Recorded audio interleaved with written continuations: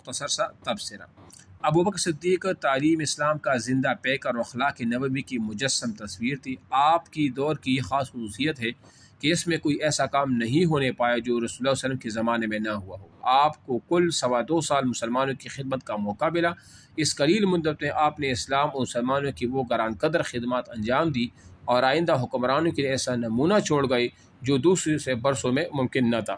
آپ رضی اللہ عنہ نے سب سے زیادہ اس کا لحاظ رکھا کہ کسی امر میں عہد نبوی سے سر متجاوز نہ ہونے پائے۔ گو عہد رسالت کے قریب کے اثر سے اس کے تدارک کی ضرورت کم پیش آتی تھی، لیکن جہاں ادنا شائبہ بھی نظر آتا سختی کے ساتھ اس کا تدارک فرماتے تھے۔ جہاں تک فتوحات اور نظام خلافت میں وسعت کا تعلق ہے، خلیفہ ثانی کا زمانہ آپ کے زمانے سے زیادہ محتم بشان تھا، لیکن یہ اس بنیاد کا نتیجہ تھا جو ابوبکر صدیق رکھ کر گئے تھے۔ آن حضرت صلی اللہ علیہ وسلم کے وصال کے ساتھ ہی جدید اسلام عربوں نے جزیرۃ العرب میں شمع اسلام کو گل کر دینا چاہا تھا، اور قریب سارا عرب مرتد ہو گیا تھا۔ جو قبائلی اسلام پر قائم بھی تھے، انہوں نے اسلام کی ایک رکن اعظم زکوٰۃ دینے سے انکار کر دیا۔ جھوٹے مدعیان نبوت علیحدہ اسلام کو زیر و زبر کر دینا چاہتے تھے۔ اس نازک حالات میں محض ابوبکر صدیق کی روشن ضمیری اور استقلال نے اسلام کی کشتی کو بھنور سے نکالا۔ حضرت عمر جیسے بزرگ بھی منکرین زکوٰۃ پر تلوار اٹھانے کے خلاف تھے، لیکن حضرت ابوبکر کے استقلال نے بزور ان سے زکوٰۃ وصول کر کے انہیں اسلام پر دوبارہ وہ قائم کر لیا۔ میری آواز آ رہی ہے؟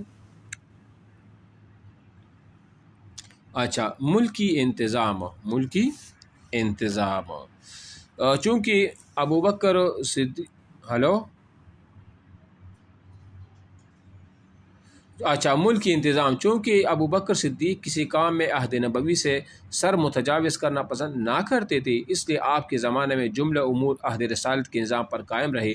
اس کی ایک وجہ یہ بھی تھی کہ اس زمانے میں کسی نظام کے بدلنے کی بھی ضرورت محسوس بھی نہیں ہوئی۔ تمام اہم امور اکابر صحابہ کے مشورے سے انجام پاتے تھے۔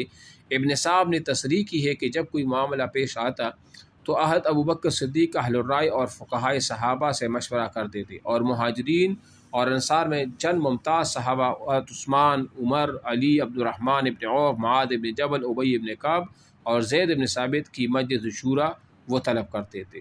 جزیرۃ العرب کو، جس کی اب تک کوئی تقسیم نہ تھی، البتہ انتظامی سہولت کے خیال سے مدینہ، مکہ، طائف، صنعاء، نجران، حضرموت، بحرین اور دومۃ الجندل مختلف صوبوں میں وہ تقسیم وہ کر دیا تھا۔ ٹھیک ہے نا۔ حکام کے انتخاب میں احتیاط اور ان کو مفید نصیحتی ابوبکر صدیق کے دور میں آپ حکام کے انتخاب میں بڑی احتیاط برتے تھے اور حکومت کے عہدوں کے لیے ان ہی بزرگوں کا انتخاب فرماتے تھے جو درسگاہ رسالت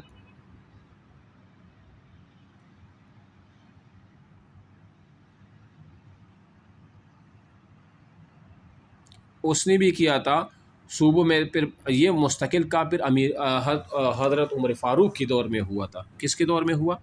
حضرت عمر فاروق کے دور میں یہ مستقل صوبوں میں تقسیم کرنا، مختلف صوبے اور اس طرح وغیرہ والی مقرر کرنا، یہ تو ابوبکر صدیق کے دور میں تھی، لیکن مستقل کام عمر فاروق کے دور میں ہوا تھا۔ ٹھیک ہے نا۔ عہد رسالت کے تمام حکام کو ان کے عہدوں پر قائم رکھا، چنانچہ مکہ میں عتاب بن اسید، طائف پر عثمان بن ابی العاص، صنعاء پر مہاجر ابن ابی امیہ اور زبید پر زیاد بن لبید حاکم تھے۔ نئے حکام کا انتخاب اسی اصول کے ماتحت کرتے تھے اور تقرر کے وقت انہیں نہایت مفید نصیحتیں فرماتے تھے۔ ولید ابن عقبہ مختصر صدقات کو یہ نصیحت فرمائی: جلوت اور خلوت میں اللہ کا خوف رکھو، جو اللہ سے ڈرتا ہے وہ اس کے لیے ایسی سبیل اور ایسا راستہ، اس کے رزق کا ایسا ذریعہ پیدا کرتا ہے جو کسی کی گمان میں بھی نہیں آ سکتا۔ جو اللہ سے ڈرتا ہے وہ اس کے گناہ کو کم وہ کر دیتا ہے اور اس کا اجر دوبالا وہ کر دیتا ہے۔ بہرحال یہ تو ان کا وہ تھا۔ اب آ جاتے مالی انتظام۔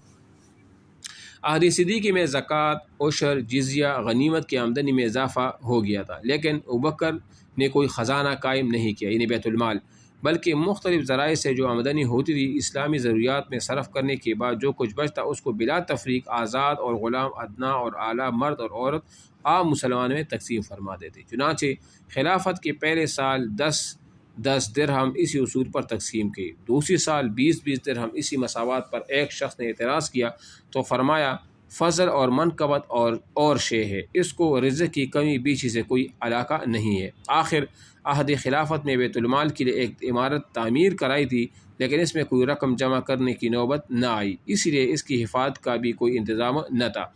ایک مرتبہ کسی نے کہا، آپ بیت المال کی حفاظت کے لیے کوئی محافظ کیوں مقرر نہیں فرماتے؟ جواب دیا، اس کی حفاظت کے لیے ایک قفل کافی ہے، یعنی ایک قفل ایک تالا کافی ہے۔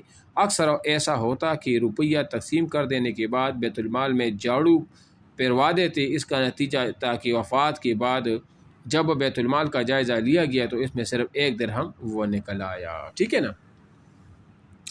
آواز آ رہی ہے؟